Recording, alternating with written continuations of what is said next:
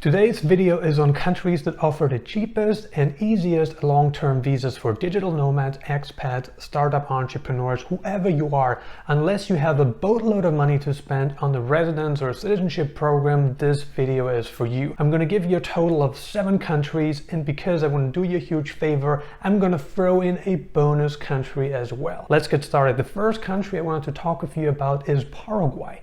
What I really like about Paraguay is the current residence by bank deposit option that the government has in place. And this option is so simple, it is so cheap, it is so affordable that really anyone can do it. And what this option requires is for you to simply deposit $5,000 into a Paraguayan bank account. Once you have the residence card, you can actually withdraw that money, keep your residence card, and have your money as well. This is a great option because we have seen the same offered by Panama's government for a long time, until recently when the government decided, you know what, we don't want to offer this program anymore. We want to focus on higher end people, on like the top layer of entrepreneurs, the top layer of business people. And now we're really seeing the same in Paraguay. And we don't know how long the government's going to offer this, so I recommend that you take the government up on this offer. Now, the downside with living in Paraguay is that it is a landlocked country. You don't have the ocean. You could argue that, it isn't as diverse as a place like Mexico. It doesn't have any beaches, of course. But on the positive, it's very affordable to live in Paraguay, and there's more people moving there now because Panama's program no longer exists. People are looking for alternatives. People no longer live in certain Southeast Asian countries. They move to Eastern Europe, they move to Latin America, and I think that what Paraguay has in place is going to attract a lot of people in the coming years. I wanted to throw in Thailand because there is a cheap way for you to stay in Thailand for the mid to long term. It's a cycle that can be repeated for many times. And what I'm talking about here is simply getting an EDU visa. An EDU visa is an educational visa which requires you to sign up for a Thai course. Let's say you want to learn the Thai language. You go to a Thai language school, you sign up for whatever you want, like a 3-month course, a 6-month course, a 9-month course. I do believe that 9-month or a 12-month course is the most that you can get because your visa is going to be tied to this course. So the government wants you to sign up for the course, so you're going to pay the tuition fee to the school, whatever that's going to be. For 9 months, you're probably looking at maybe $400 to $500. You're going to have a couple classes a week,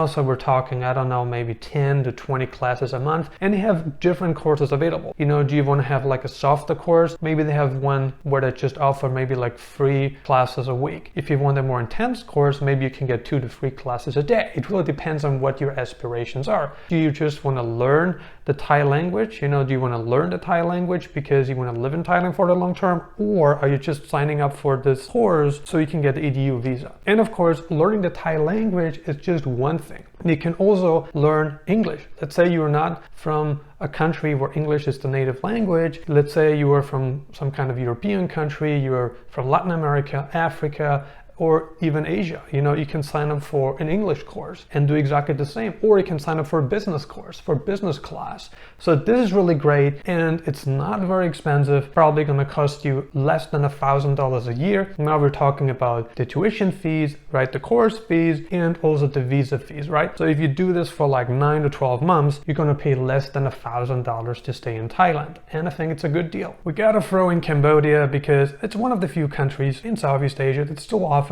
a tourist visa that can be turned into a business visa. And what you want to do is you want to sign up, you want to get the 30-day visa for Cambodia, and you can apply for it online. When you get there, before the 30 days are up, you're going to turn it into the EB extension. You get the EB extension, which is a business visa. You can stay for up to a year. They have it for 6 months, they have it for 12 months. And the good thing here is there's not a whole lot of documentation required to obtain this visa. Unlike if you want to open up a company, sponsor yourself, you need a work permit, licenses depending on what business you want to open up. With the EB extension, it's much easier for you to secure this visa. And for people that want to live in Southeast Asia, maybe Cambodia is not that bad of a choice. You're just a few hours away by bus from Vietnam, from Ho Chi Minh City. If you want to go to Thailand, you can also take the bus, very easily accessible from Cambodia. And I think it's probably some country that people want to consider now that Vietnam really closed closed its doors, not looking to get foreigners into the country. People are looking for alternatives because, you know, they want to stay in the region, they have friends there, they like living in Southeast Asia,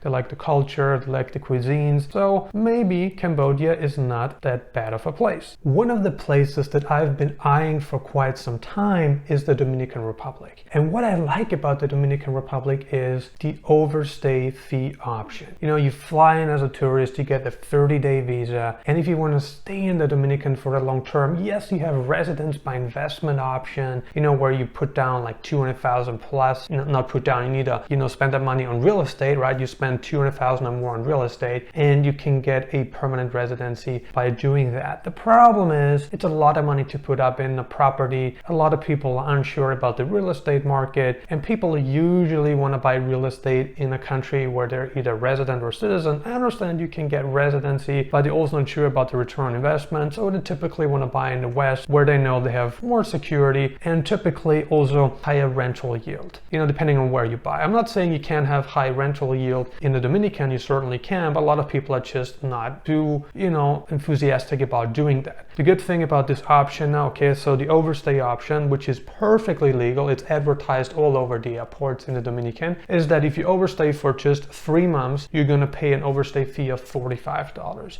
Should you overstay for, let's say, 9 to 12 months, you pay an overstay fee of roughly $100. If you should overstay for, say, 24 months, you're going to pay an overstay fee of $160. So very affordable, and the government is perfectly fine with that. You know, they're not asking you a bunch of questions up on your departure from the Dominican Republic. It is perfectly legal to do it, and I think it's one of the ways on how you can stay in the Dominican for a long term. The only downside of this option is that there's no guarantee. Let's say you overstayed for like 2 years, you left to your home country or to a nearby country or wherever you went, and you want to come back in the Dominican, there's no guarantee that you will be allowed into the country because you overstayed. And they may ask you to get a residence permit the next time you come. While it's perfectly legal to do it, there is a downside here. I think the Dominican is great because it's one of the cheaper countries in the Caribbean. You can legally overstay and have a great time. The Philippines tourist visa system hasn't really changed, so it's a great way for anybody looking to live in the Philippines. You know, how it works is that you get into the Philippines on a regular tourist visa, just like any other person gets in. Then before your visa expires, you just go to the immigration office and you extend it for 60 days, which costs you roughly $45. The Philippines is a great country for people that don't want to spend a whole lot on the visa stuff. You know, they want to just live there. Maybe they want to spend like, you know, a couple $100s a year, and you can achieve that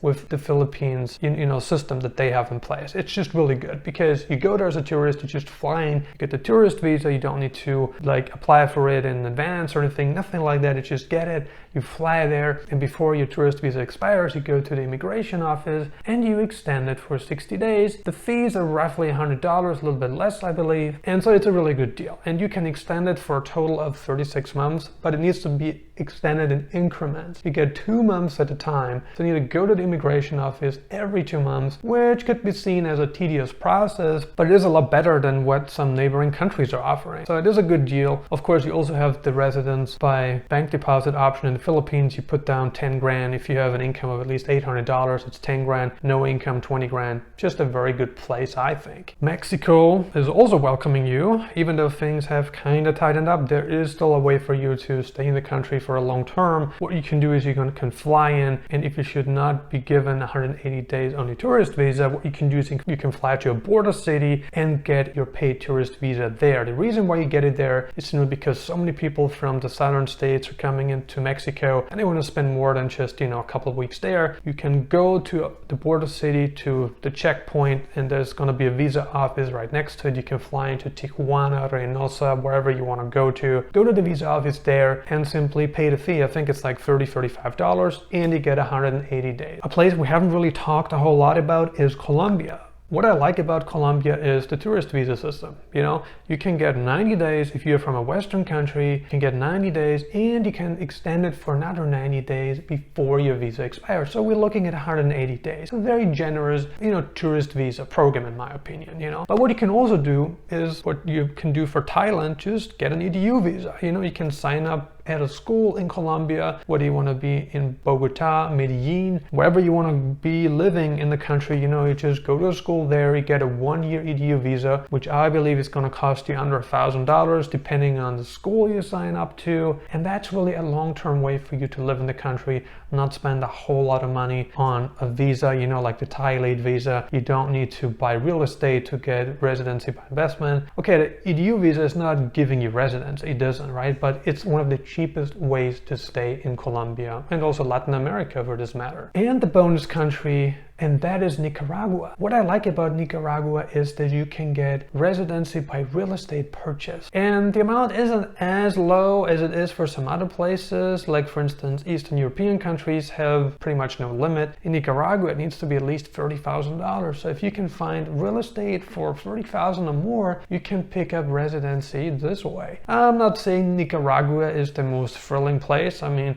you gotta like the tropical weather, you gotta like beaches. It's not as diverse as Mexico, but it is a place where you can get residency by purchasing cheap real estate, and you can live there, you know, for as long as you want. Which of the discussed countries offers the cheapest and easiest visa? Leave a comment below and let us know. Consider subscribing if you haven't already. I'm uploading new videos on digital nomad locations, travel updates, and investment advice several times a week right now. I highly recommend that you grab a free copy of my latest ebook, The Nomad Elite Income Booster, your go-to guide for creating passive income streams using the internet. And if you got some more time left, check out these videos. Thank you for watching.